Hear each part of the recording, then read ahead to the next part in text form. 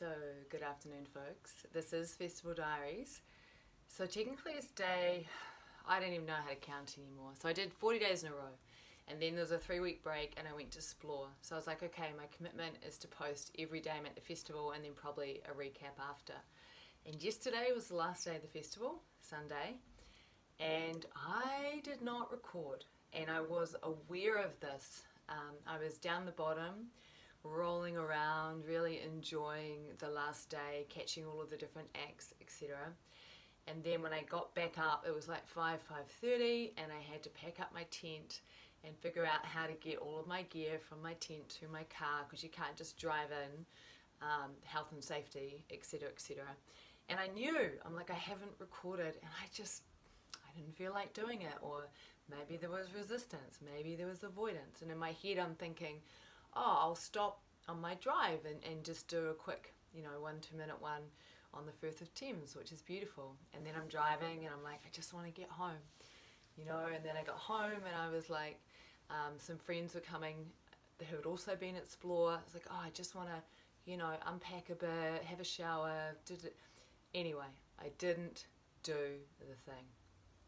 And this morning I could feel that part of me that was like, fuck, I broke the unbroken chain as such, and it felt like I missed an opportunity to be in the energy of the last day at Explore and deliver. What doesn't happen for me anymore is that I don't beat myself up. There's no self-recrimination, there's none of that kind of negative self-talk, you could say. Rather, there is a curiosity in terms of what happened, doesn't matter, what was going on, what can I learn, and then I'm here now. My friends just left, Manaki Media, Dane and Jordan, they're doing the after movie for Explore, and oh my goodness, I got to see some of the footage that they've shot, and it's so beautiful. It just captures the essence so well. So keep an eye out on Explore's channels to see that body of work coming through. Yesterday, I think part of it yesterday was I just didn't want to show up to camera. I felt like I was in quite an internal space, and it was like I didn't want to be seen, and I was really exhausted from just festivaling. It's a lot of energy, especially because I'm generally by myself, like packing in, setting up, preparing to deliver a presentation, delivering the presentation, holding space wherever I'm holding space, and then the pack down and drive back, and it's like, whoa, it's a lot. So I feel like that was a part of it, that when I was driving home, part of me was like, what am I doing going to all of these festivals? It takes a lot of time, energy, resources, money.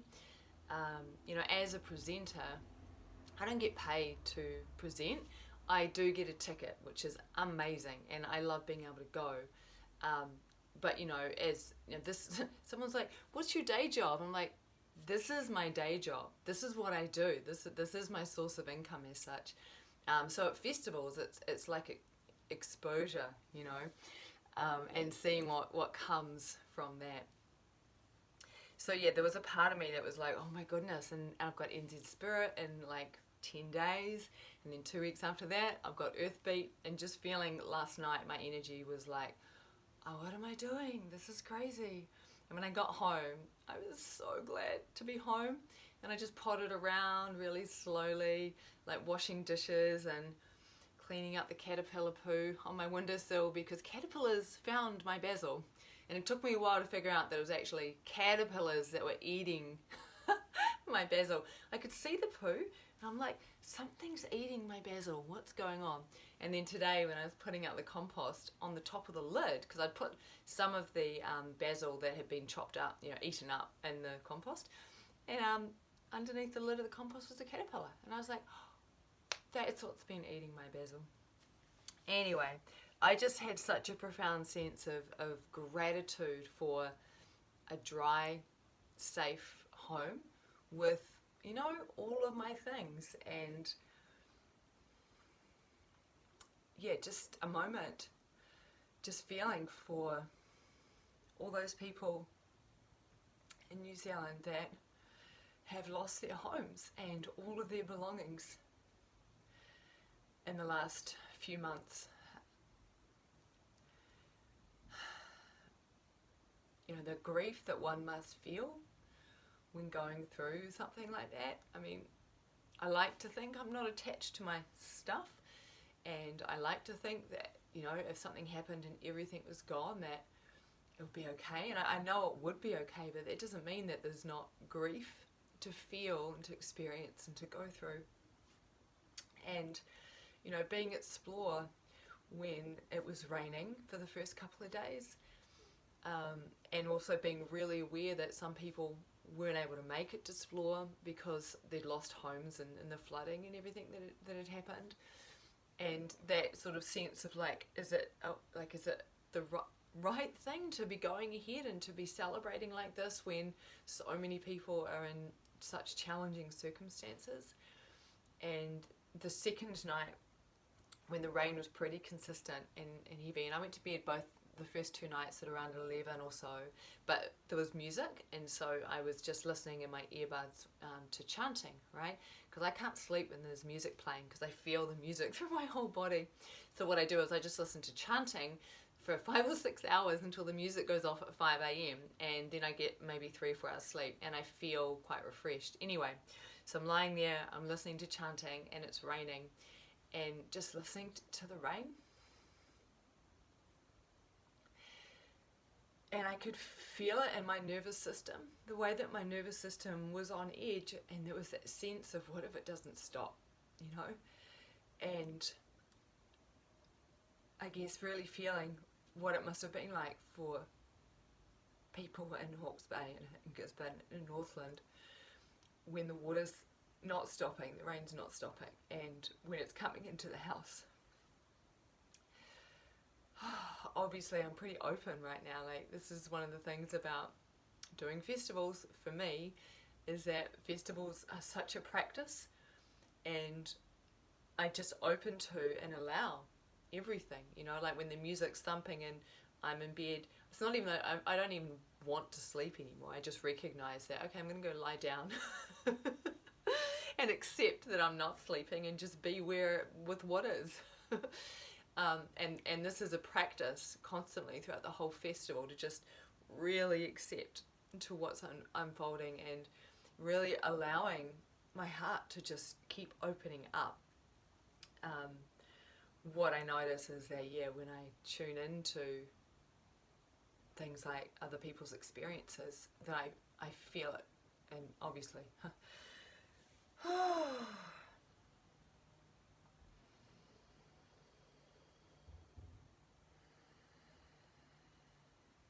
So now I'm home and hanging out with my friends Dane and Jordan, Manaki Media. They do amazing work. And Jordan had a book with him about Babaji. God, I can't remember the name of the book. I decided to read that, just hit home. You know, I've been on the path practicing for decades now, and I really feel like I'm at this crucible point where there's nothing left to do but to live for God. And when I say, you know, God, to live for the divine, it's the recognition of sacrificing individual will, personal will, or recognizing that there is only God, there is only the divine. And reading that book, I could just feel the energy with which it was written, you know. And Sixth Festival, and it would have been 9 weeks now of surrendering. You know, I see the festival portal as such, as an opportunity to surrender to whatever arises. So when the rain was there, just surrendering to the rain, and then the mud, you know, because the rain stopped, but there was so much mud, you know. I can feel the part of me that didn't want there to be mud. It's like, no, just surrender to the mud. What's needed? Okay, go barefoot. Don't wear a long dress. You know, just attending to what is going on. And, you know, as I'm rolling around the festival, I'm noticing the desire to chase pleasure. You know, like being at one particular DJ and going, oh, is it more fun over there? Is it more fun over there? And noticing that, and then going, oh, what if instead of going for more pleasure, I orientate to how can I serve in this moment? How can I be of service right here, right now?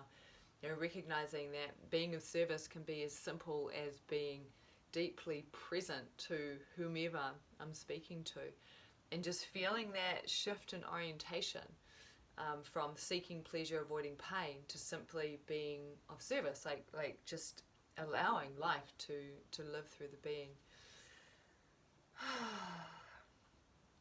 So I'm going to keep showing up on Instagram every day. I'll either be talking about Thames, because I live in Thames, or I'll be speaking about a festival experience and just weaving these things for a while. As those of you who've been following the diaries know, I taught Dancing the Dragon, and that felt really amazing. There's the festival experience of Dancing the Dragon, and then I'm going to do it as a weekly embodiment class here in Thames, which means I can systematically go through over periods of time all of the different aspects that make up the class, like the 5 vayus, the 5 movements of prana, and the working with the elements, element activation, potentially working with the chakras, and all these things correlate, and they're just frameworks, lenses with which to explore and play. And then there's all the different meditations that go along with it, and the different pranayama that goes along with it, the different visualizations and the different teachings, and oh my god, it's really so exciting. And just seeing the pathway of activate, open the portal by doing it at festivals, teach weekly in Thames as a way to really practice the teaching and let the material come through and solidify it, see what works for people, what lands. It's one of my favorite things at Explore was when people would come up to me afterwards and go, oh my god, I love the class because of X, Y, and Z. And their feedback really helped me to understand how it was landing, like what was landing. Because I taught a lot of containment of energy, and then allowing it to explode up through the heart space, and also teaching pulsation, right? That yes, we go up into the ecstatic, crazy highs, and when the music kind of drops or goes into stillness, there's a sense of like coming down and dropping into the earth and receiving and allowing nourishment to come through. So there's all these underlying principles that I can deliver in the class that actually apply to life in terms of how you operate with life. Okay, we're almost at 15 minutes, so it's time to wrap up. Just want to say a big thanks to Wendy Douglas, who organises Wendy's Wellness at Explore, and to the whole Explore team. It was an amazing, extraordinary experience, festival, in a challenging, time. They missed last year because of COVID, and then of course this year, thankfully it wasn't rained out, but there was still a bit of intensity with the weather. Okay. Yeah, and just whatever it is that you're dealing with in your life right now, whatever you're going through,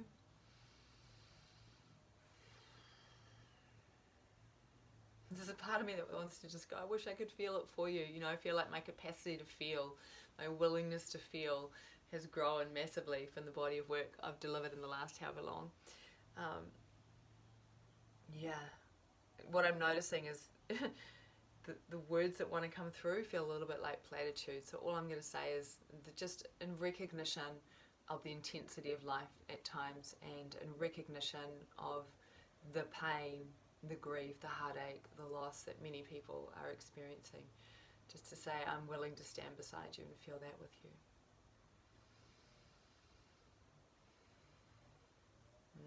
Blessings.